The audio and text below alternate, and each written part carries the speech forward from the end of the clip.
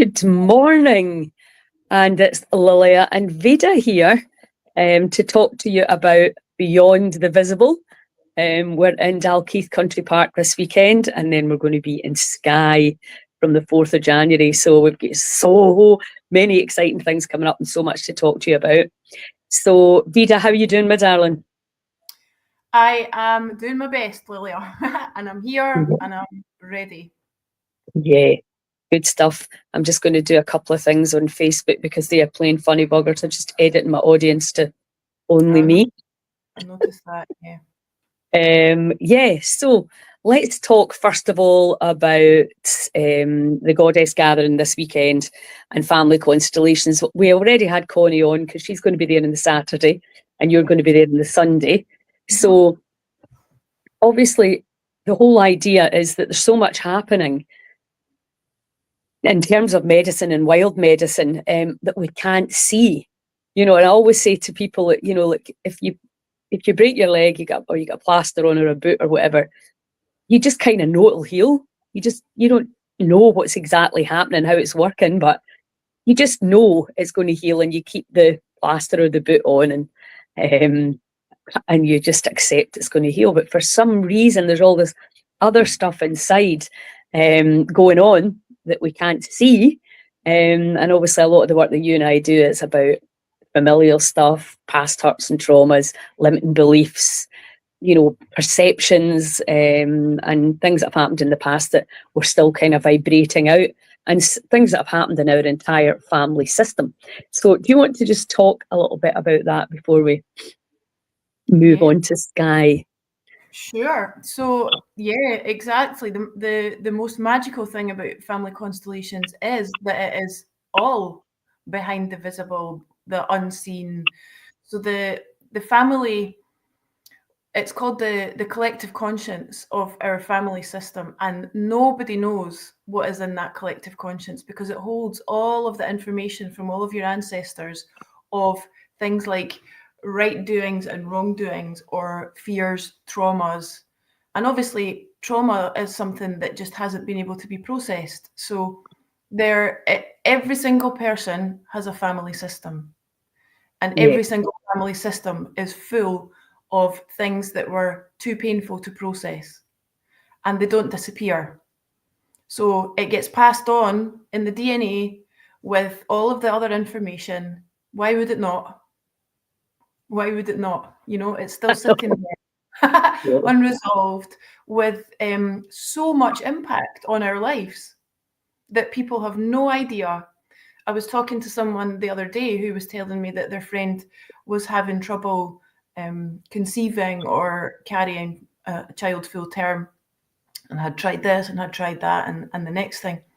And I said, has she done family constellations? Because I've had clients who have had miscarriage after miscarriage or cannot conceive, and there's so much in the unconscious of the family system that woman would never know, that is actually blocking her from becoming a mother. And it can be as simple and unknown as a great grandmother died in childbirth. So there's a trauma in there that is that is a belief that if this child comes full term, that mother's going to die. So there's almost like a pact between them because it's too fearful. So in family constellations, we're looking for all these hidden beliefs and traumas, and it's not like, oh, you come and do family constellations and relive your trauma. I think a lot of people think that, but it's not that. It's absolutely beautiful because it allows pain to be seen so that it can be let go, the same as what you do. Welcome it and let it go as quickly as that, and it's rapid, but it can clear so many things that we just don't even know is like ticking along this motor in the background, limiting financial abundance, limiting. It's not just, oh, I know that my family had this dysfunction and that dysfunction. It's things you don't know. That's why people need to do it. It's things that we don't know. Well, this is the thing, isn't it? I mean, there's kind of two sides to it. There's an understanding that our ancestral stories are impacting on our life today. And then there's the fact that most of us have no idea that that's the situation. So, Exactly. so there's there's two ways we need to look at how we can educate and support people to find out more about this. So, and I think like it's very easy to remember the big major traumas, but there's also a lot of like silly things that have happened in there that didn't appear to have a great consequence, but they were recorded in the body and the system at that time. Something that you thought was going to happen or you thought had happened, and it turned out that it didn't. So all of that is in the mix as well, isn't it? And when you kind of look at it all as frequency, then you realise, of course, the body's holding the frequencies of past events. And we know it, we're coming in our DNA. There's been tons of studies around ancestors from Auschwitz that they know that trauma gets passed on. So, there's already very, very strong data around the actual biological reality of who you came through and etc. But it's then, what do you do with it, and how would you unravel that? So do you want to just talk a little bit about what you'll be doing on Sunday? Sure. Yeah. I mean, the thing is with everything, whatever we reject runs the show. So the pain and the parts or the people that we don't like or that we reject, it limits us more and more and more. And we think sometimes that that's a healthy boundary, is to just step away from these painful dynamics in family systems. But actually we're doing ourselves a disservice there, because it actually bonds you further to the person or the thing that you don't like, and it becomes even stronger. So what we'll be doing on Sunday is I'll go a little bit deeper into what I've just been talking about, the family conscience, so people have got a bit of a I'll do it very clearly so that people can understand what it is that's going on behind the scenes in when these dynamics come up, because every single one of us, there's no one I've met that doesn't have some difficult dynamics in their family system. So just to give a different perspective, because even that different perspective can be a liberation in itself. When you join a few dots, just from listening, a lot can move and start to open up in your own family systems. Then we'll be doing some group work where everyone will have a chance to get involved. And then I'll be doing a demonstration for someone. So this is a thing, Lilia, because to work with me costs £200. So if you're coming on Sunday, not only are you going to work with me, but also yourself and Jen. So it's a bargain. The ticket is a bargain. Ticket is a phenomenal bargain. It's the same with the festival. The value for money is incredible, because you're really getting an experience. And we know as well, doing that work in a group where you have everybody in the group wanting the best for whoever's in the equation. It's so powerful, and we really, really don't really understand the physics around that, why it is so powerful to do it in a group. You're going to get a far better result. Absolutely. It's moving, very, very moving, very powerful, especially with the groups like at these events as well. So it's amazing, and it's a good few hours as well that we'll be doing it. So I think it's amazing value for money. And this is because it's Heal Scotland. This is because it's this value for money, because it is it's a mission. It is an offering, and it's from a heart space. So it's Absolutely. going to be, can't wait. Yeah, and it's obviously our mission: educate, inspire, support. And I think until I met you, I didn't really understand family constellations. I'd heard the term before, and I think that's the thing, and a lot of people are scared, aren't they? They don't want to look at their family stuff. It's because, let's face it, some people have got some heavy duty stuff to deal with.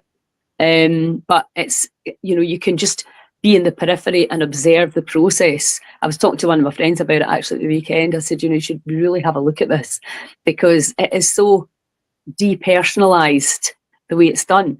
And that's why I like it. It circumvents the conscious mind completely. And the energy does the phenomenological energy. becomes very apparent, and you just can't argue with it. And as I say, it's actually very difficult to explain to somebody. The best thing to do is come along and actually witness it in action. And Yeah. and it's always, these things, it's a repetition, and making them part of because there's so much to unravel. We're this supercomputer that's holding so much information now that we're actually buckling at the knees with all the, it's a difficult time to be in this planet. Certainly I've been finding that recently. So we need, you think, how do people manage that don't breathe, don't know how to let go, don't know how to look at the family systems? It's crazy, isn't it? Because we're so lucky, that's our kind of world in our life. But even then, it can still be challenging, Challenging. And I think you're right, Lilia. Like, people think that coming to do family constellations is going to dredge up all of the stuff that they just don't want to look at, and is going to be more painful, and is going to be too difficult. But that's like saying you go to a breath work and it's super traumatic. Very rarely, even if it is, you'll get a few minutes of something and then you feel amazing. So it's the same. Like, I people don't understand family constellations really, and obviously every facilitator is different, has their own style and their own way. But the most for 8 years I've been obsessed with this, and I still am. Like, I live it, breathe it. I am obsessed with it. It is, for me, the most powerful, incredible thing that I ever witnessed. Bless you, from the beginning, and still today I'm in awe of it. And I've witnessed miracles happening even last week. So we've just finished a level 2 training of 20 odd women who'd been through level 1 and level 2, and then we were doing a practice session the other day. It was a really deep, big one, and within the session the issue started changing. It was to do with addiction, and and that person who was suffering with the addiction didn't know that the session was happening. It was her mother that was holding the session, and during it decided to go of her own accord to seek help, to a meeting.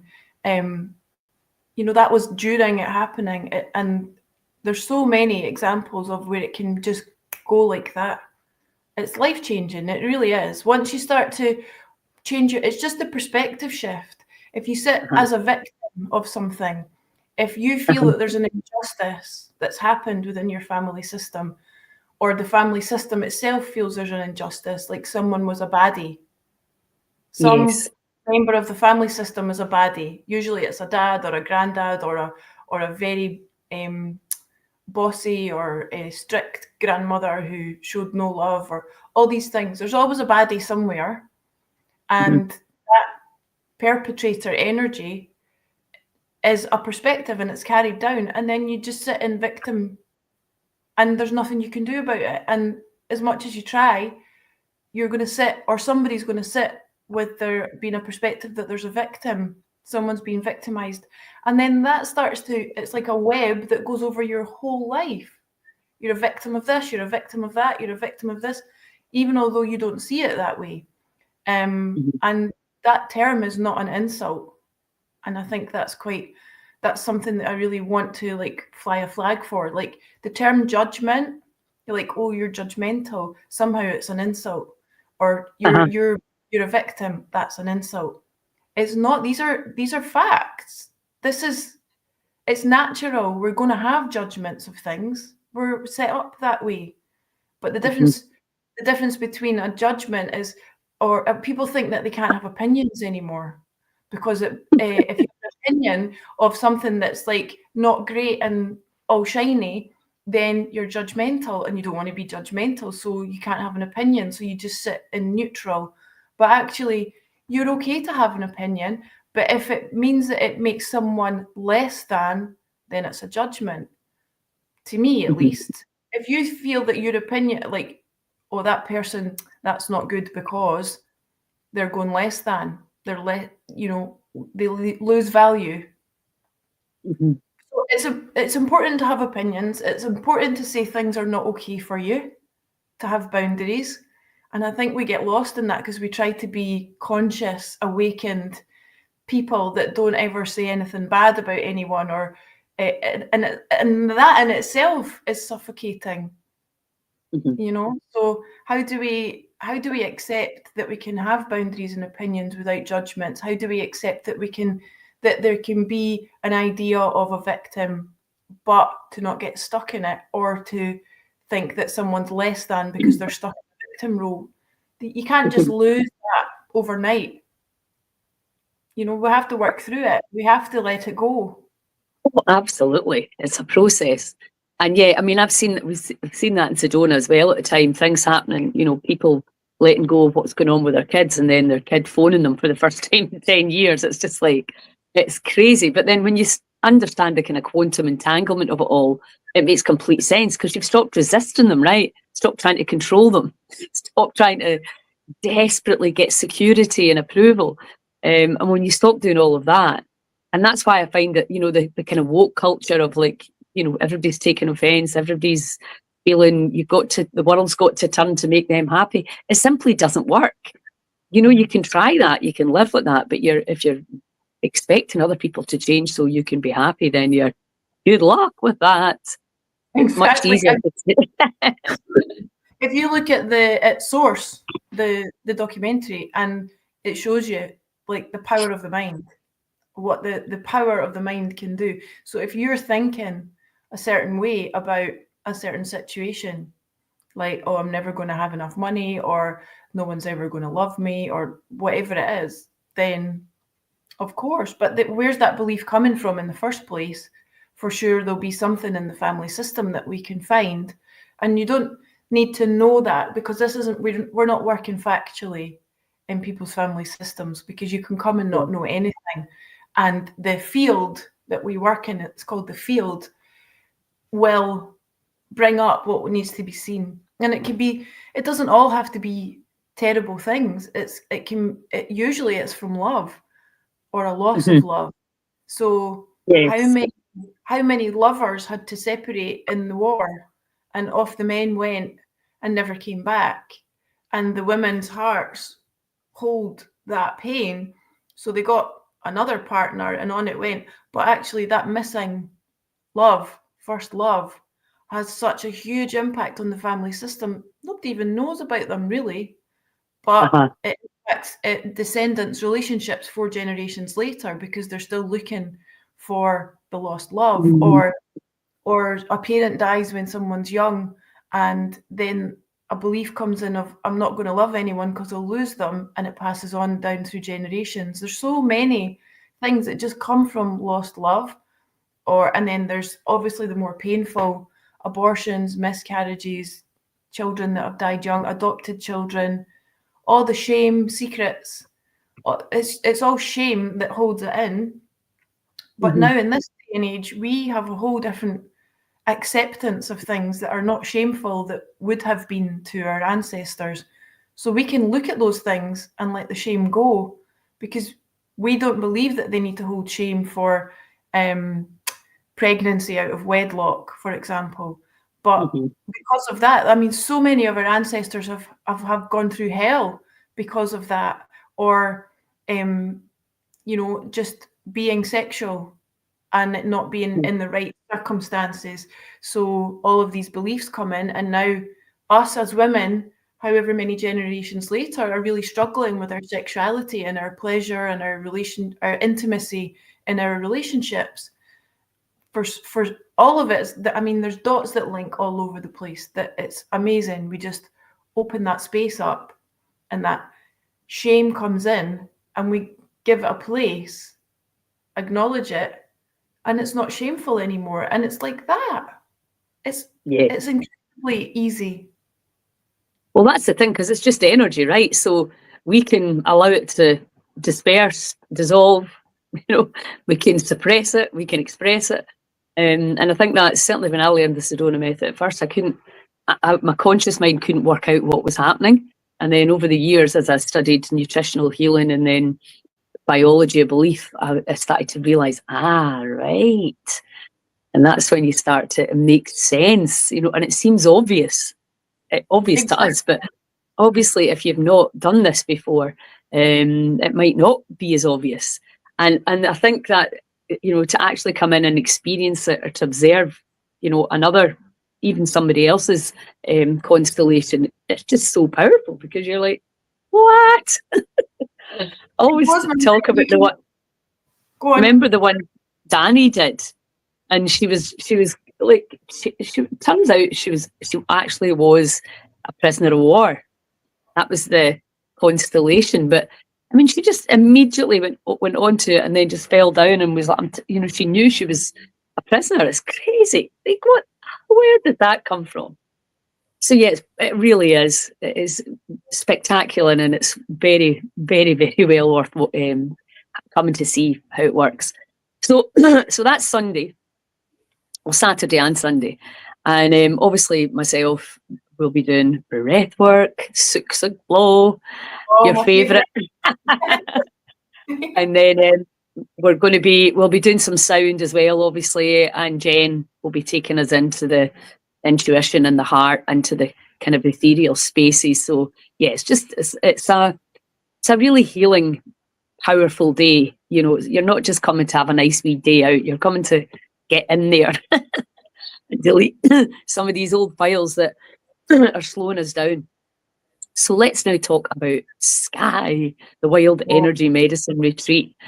And the boys from Araseg Sauna are bringing their sauna up. So we're going to have that right there. And then we're going to up there. Well, it's funny. I went out this morning. It was quite foggy here, and it was quite cold. I thought, that's the first time I felt like winter's on its way. So obviously we're going to have all the energy.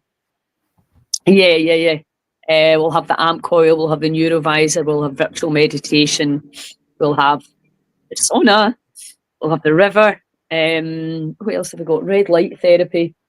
We've got light therapies. I've got terahertz frequencies. You name it. We have it. And it's going to be amazing to have all that set out. And then obviously people that come can use that, you know, daily, and really saturate themselves in these good vibrations.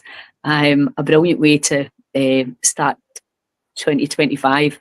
Because what's going to happen in 2025? I do not know. But it's a good way to a good way to kick it off. So you want to talk a little bit about what you're doing as well? Yes, I will be doing family constellations there, as we've just been discussing. I'll also be doing Tantra, intro to Tantra, and people might go, they say, it's funny, same kind of reaction with family constellations. Oh, a lot of the time. But I think what the mission seems to be is to break down these ideas that things are difficult, or the taboos around it, it's a follow-on, Lilia, from what we've just been talking about, the shame, and actually giving it its actual name, because shame really is just covering up something else. So when it's there, it can be called its actual name and given a place, rather than it being this more negative impact. So the shame around and the taboo around pleasure.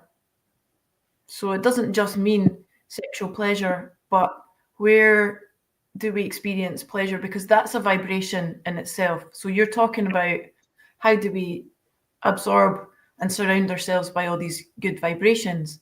So the vibration of pleasure and gratitude and all of these feelings raises your vibration. But quite a lot of the time, we're very cut off from pleasure, or healthy pleasure. And we substitute that in lots of ways that are not so good for us. One of the obvious ways is eating, and the pleasure that we get from eating. Are we getting pleasure from eating the right things or the wrong things? And how does it make us feel? And is it, quite often you'll find that it's instant gratification, but then afterwards it's the opposite, and we're actually not feeling good at all. So how are we looking after our bodies in that sense? How are we feeling pleasure? Where do we feel pleasure from? A lot of people are going to say nature, because that's an obvious one that brings us up. But we'll really be investigating that feeling of pleasure and also the life force energy. So if we start looking at Tantra, it means weaving together. So that can be usually the masculine and feminine. And people's obvious idea goes to a man and a woman interlinked in a sexual way. So that is part of it, but that's not what I'll be working with. So it's your own Tantra, it's your own weaving together. How do you weave with your pleasure vibrations? How do you take what you do with nature and how good it makes you feel and maintain that in all of the other areas? So it doesn't need to be that you are in a relationship or not, but what's your relationship to yourself, to your yin yang, your masculine, your feminine, your in-breath, your out-breath, your sun and your moon, your dark and your light, all of these polarities, how are they weaving together? Because one of them might be, if you think of the Kundalini snakes, one might be like, another one, who knows, everyone's different. So it's really about bringing yourself into balance, bringing yourself into a weaving of oneness of life force and pleasure, because that brings health. We should never be disconnected from our life force. And if you look at that as your Kundalini energy that sits at the base of your spine, and it activates in lots of ways. There's a lot of Kundalini activation when we do inner dance, breath work. That's all natural Kundalini movement. So how do you start working with that with awareness and having that all of the time, not just in a breath work session, not just in an inner dance session or whatever else that you might do, yoga? It's how do you hold that and have that working and moving through you all of the time? That's going to just radiate health all the time. So that's what we're going to be looking at. Tantra, as in your own Tantra, your own pleasure, and the part of that is your sexual energy. And there's a big taboo around even talking about that because it's secret and shameful. And it's just energy again, isn't it? And it's all the concepts and the labels around that. And obviously you did the fasting retreat with me, and then just did Scotland's Wild Medicine, used this similar presentation, which obviously you've got body there saying this is the kind of biological insights. But then we're looking at what we're talking about is on the electromagnetic field and that side, invisible side to most of us of the body, and how that energy can flow uninhibited. And then that's where true health is. And when we come in with, oh, I shouldn't have done that, I shouldn't have said that, oh, what about that? And then all the other stuff that we don't know anything about, we actually inhibit the flow. And that allowing the energy to flow, and you can see it. Obviously I've been teaching breathwork for years now, and you can see some people are just like, come on, let's give me it. And other people are kind of like, what's going to happen when I expand? Because there's fear around that, like that freedom, that bliss. It's almost like, how dare you? It's such an interesting way that we deal with such a natural part of the body. Absolutely. And there's even shame around sound. Like I've not met anyone that doesn't have a throat chakra imbalance in my life. We've been so as collectively. And I'm not talking about the masculine and feminine, genders. All of us have lost our balance here. So if you think that the blue and the orange are the pair, so the sacral and the throat are the pair. So there's a reflection of how you speak up, how you use your voice, where's the balance within that in general life, and also to your pleasure sound. Do you have a pleasure sound? Are you comfortable when you're in intimacy have sound. Some people are even, collectively, it's almost embarrassing if someone sighs in a way that sounds even remotely sexual, or yawns, or, whoa. So collectively, we have this, especially in the UK, we have this real kind of block to anything remotely sexual. And I feel like that is really holding us back. So this is a small step. I'm not saying that we're doing anything that's like, oh, come on, everyone, get your clothes off and let's be sexual. Absolutely not. Even boundaries, things like the yes and the no, that's tantric as well. So we do a lot of stuff that you wouldn't probably associate with tantra, but Yeah. it is. Yeah. Mm-hmm.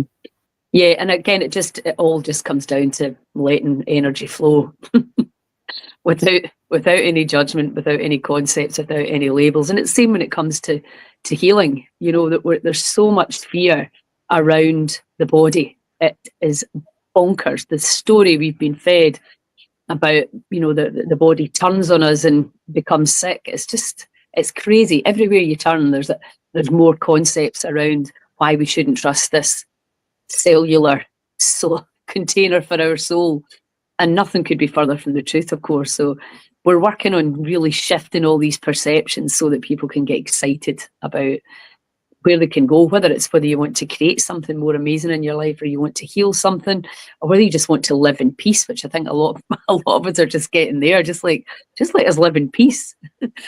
It's still, all of this work that we are doing is to take you to there. But more than that, it's to give you the tools so that you can do it yourself. You've got an awareness, and I know that you do online stuff, and you've got lots of different offerings if people want to learn it. So there's all sorts of different modalities if you want to delve deeper into any of the things that we're teaching, because it's about training people to look after their own bodies and not to be scared of them, and to understand, right, the light comes on, it's an awareness, isn't it?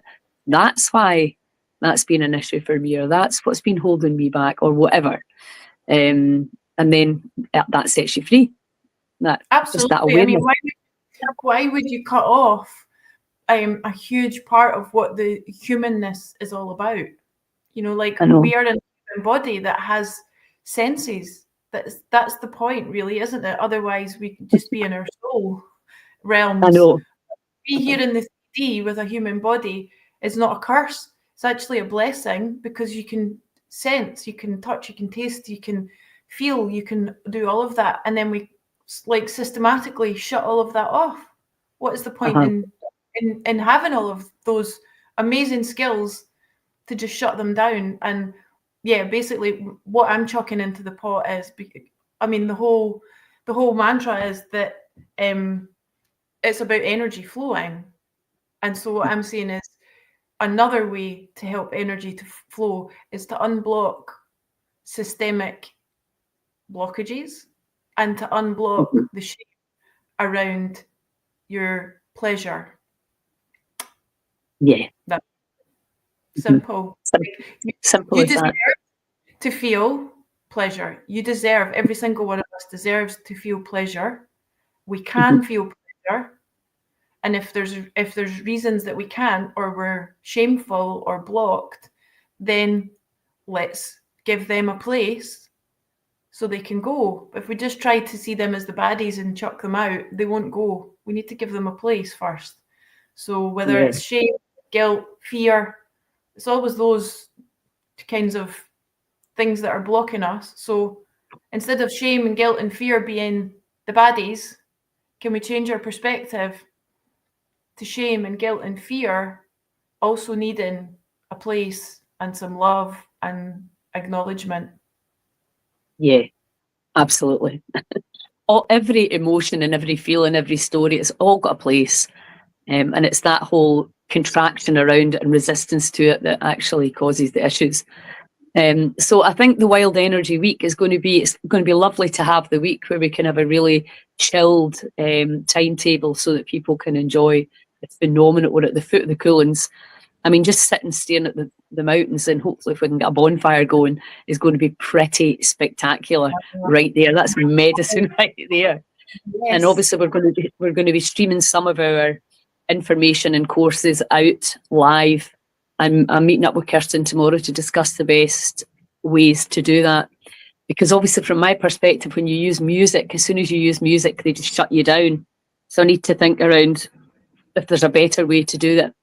It won't be as relevant for you. We can just, so we need to get times in so that people can join in from the comfort of their own home.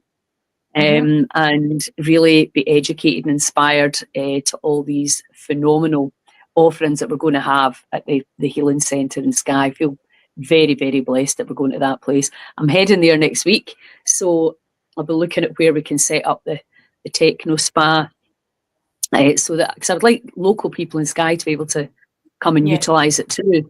You know, there'll be times where it will just be lying empty, and it would be great to open it up to the public so that everybody can come and experience the magic of the energy medicine. So yeah, exciting times indeed. So I will see you on Sunday then.